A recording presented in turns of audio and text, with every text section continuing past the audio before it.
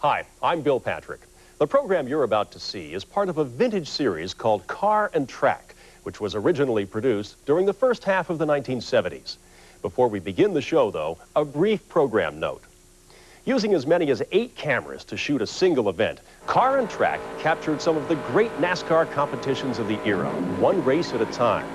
Over the course of some 80 episodes through 6 seasons, series producer and host Bud Lindemann lovingly documented a unique era in American motor racing. While the race action contained in the series remains timeless, the program itself has not dated quite so gracefully. Although the years have not been overly kind to Bud's decidedly low-key introductions and interviews, we believe them to be an integral part of this one-of-a-kind series. So please, stay with us now as Speed Vision presents a rare slice of 1970s Americana, Car and Track.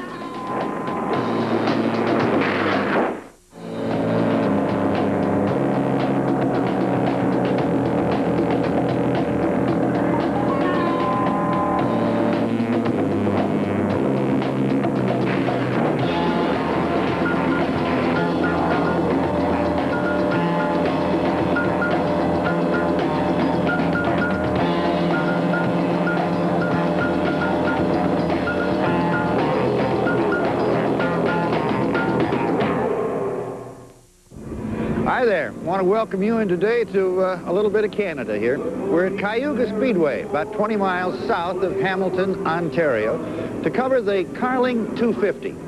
Now, this is a race for late model stockers, and they start 30 of them today on this half-mile track, and we're looking for one whale of a show. Our road test of the week is the ever-popular Volkswagen Super Beetle. Is its popularity waning? We'll find out shortly. And by the way, we're also going to Martinsville, Virginia for the modified portion of the Dogwood 500. We got a lot of ground to cover today, and we'll start right after this message.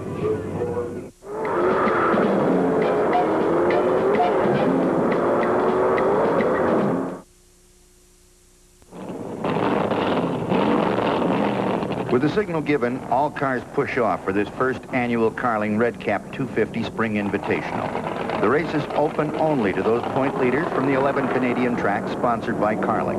And today, we have some of the finest. Number 57, Norm Lelliott, had the fast time and shares the front row with Earl Ross in 52. Number 7, Art Clark, starts in the 3rd position alongside Jerry McCarra in number 42. The 3rd row features car 10, Harold Brown, and number 54, Brian Setterington. These are the leaders that bring this 30-car field out of the 4th turn under the green flag, and they're gone. After a head-to-head battle with Lelliott, Earl Ross in the red 52 takes the lead as all cars pour onto the back chute.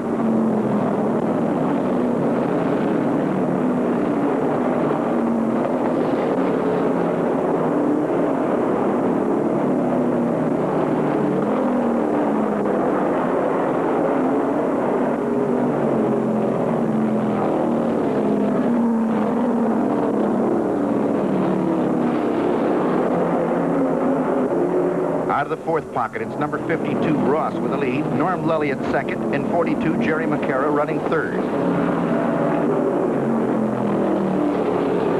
With only a few laps under his belt, Doug Crocker pits his number 38 Chevy, and the crew goes to work.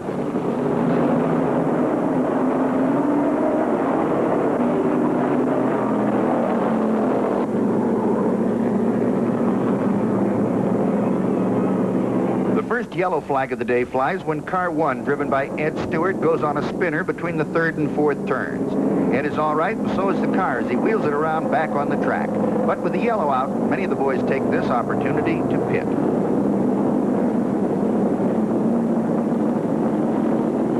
Earl Ross, the leader in car 52, is one of the first to head in for service, and they get him out in a hurry.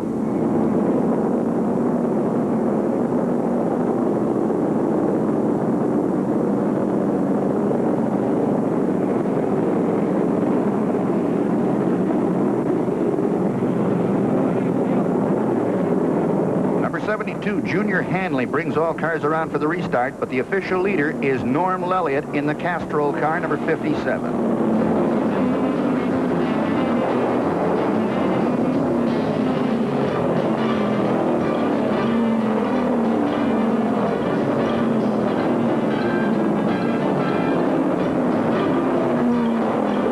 takes the high groove and moves around the slower traffic like they're parked.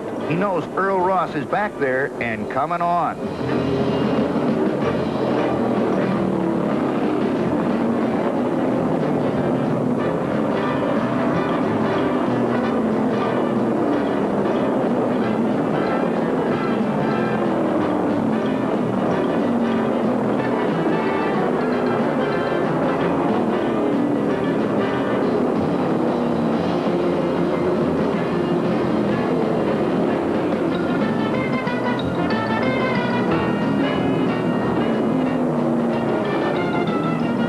Elliott still holds on to the front spot. Car 7 Art Clark is running second. Number 10 Harold Brown third, and 52 Earl Ross fourth.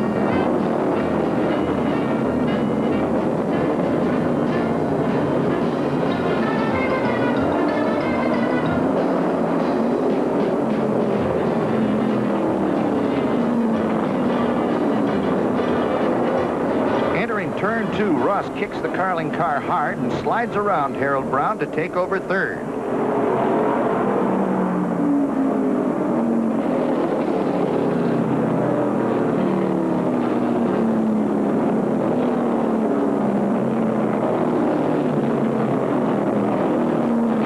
Now Clark in number 7 begins to close on leader Norm Lelliott.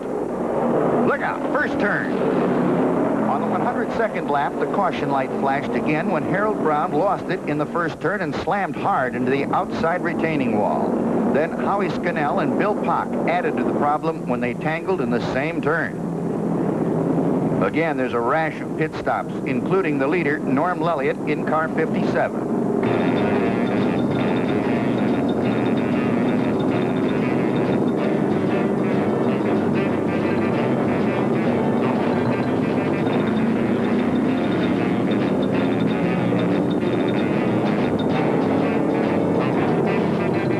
When the green flies for the restart, Earl Ross is the official leader in the Carling car, number 52.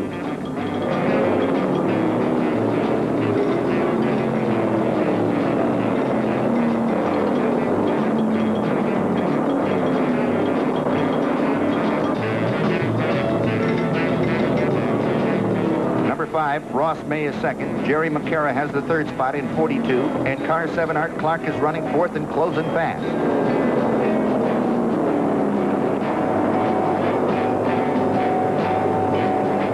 On the back chute, Art Clark in car 7 explodes past Earl Ross to take the lead. Ross has some handling problems. He's been squirrely in the turns, and he may have to pit.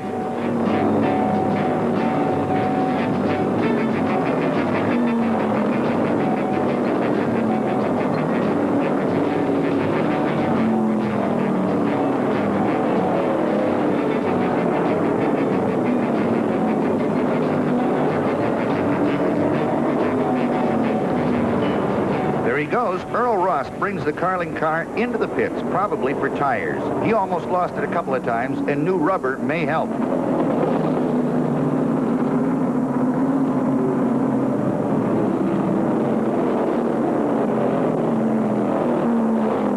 Meanwhile, on the track, Art Clark in the Camaro number 7 is the boy to catch. He's handling well and seems to be running stronger on every lap, but he was just black flagged. He has a pipe hanging off the car on the right side and dragging on the track.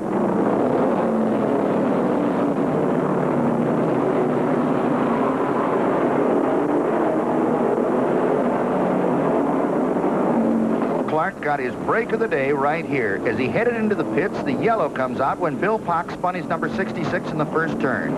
Art's crew ripped off the loose pipe and he headed back on the track and still in the lead.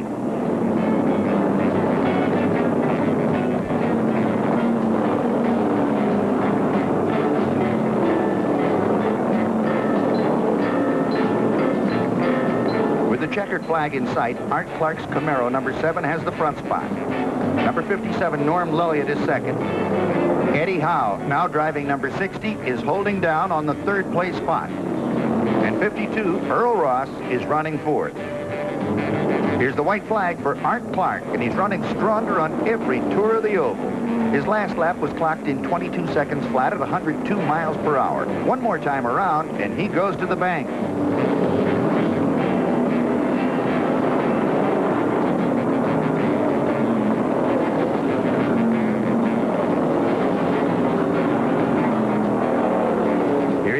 out of the fourth turn, and the checkered flag snaps down on Art Clark, winner of $8,000 and the Redcap 250.